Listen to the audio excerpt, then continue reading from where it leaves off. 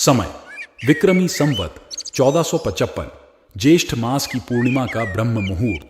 स्थान काशी नगर के लहर तारा तालाब। इस पावन समय पर कबीर जी शिशु रूप में एक कमल के फूल पर प्रकट हुए।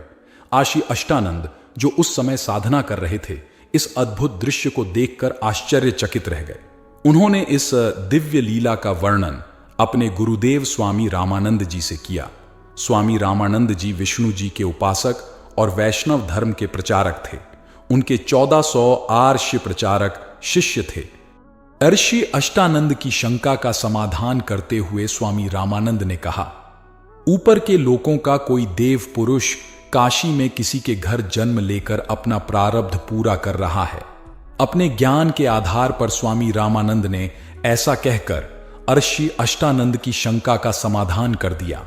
नीरू और नीमा नामक दो जुलाहा दंपति पति पत्नी प्रतिदिन की तरह लहर तारा तालाब में स्नान करने जा रहे थे। संतान न होने के कारण नीमा अपने शंकर भगवान से रोते रोते प्रार्थना करती जा रही थी। जब वे स्नान करने तालाब में गए, तब कबीर परमात्मा पहले से ही शिशु रूप में कमल के फूल पर प्रकट हो चुके थे। तभी नीमा की नजर उस कमल के फूल पर जाती है और उसे वहां एक बालक दिखाई देता है। वह अपने पति नीरू से कहती है, देखो, कमल के फूल पर एक बालक है।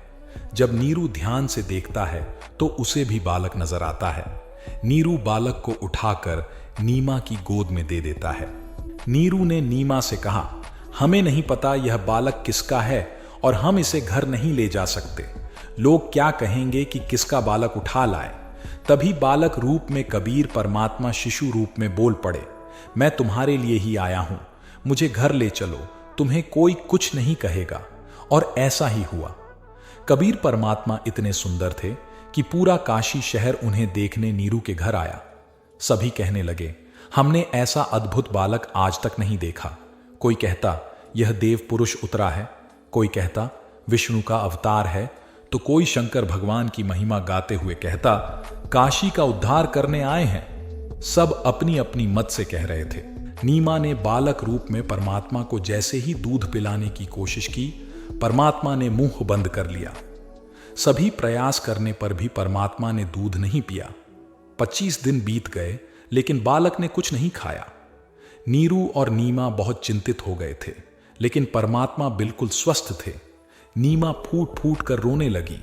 परमात्मा ने भगवान शंकर को प्रेरणा देकर बुलाया और कहा, मैं तो नहीं मरूंगा, लेकिन मेरी चिंता में यह जरूर मर जाएगी। तब शंकर भगवान साधु बनकर आए और नीमा से कहा, क्यों रो रही हो बेटी। नीमा ने अपना दुख साधु को सुनाया। कबीर साहिब जी ने प्रेरणा दी कि हे शंकर भगवान, उनसे कहें कि यह एक कुंवारी गाय लाएं। नीरू एक कुंवारी गाय ले आया और एक शुद्ध बर्तन लाया। शंकर भगवान ने गाय के नीचे बर्तन रखकर गाय की पीठ पर हाथ फेरा और बर्तन में दूध भर गया। तब वह दूध बालक रूप में परमात्मा ने पिया। इसके बाद शंकर भगवान वहां से चले गए। जब शिशु रूप में परमात्मा का नामकरण किया गया तो काजी ने कुरान शरीफ में देखा और पहला ही नाम कबीर आया। कबीर का अर्थ है बड़ा। काजी ने उसे बदलना चाहा, लेकिन पूरी कुरान शरीफ में कबीर कबीर कबीर ही लिखा आया। तब परमात्मा ने शिशु रूप में कहा, हे काशी के काजियों, मैं कबीर अल्लाह हूं अकबर हूं। कलयुग में मेरा नाम कबीर ही रहेगा।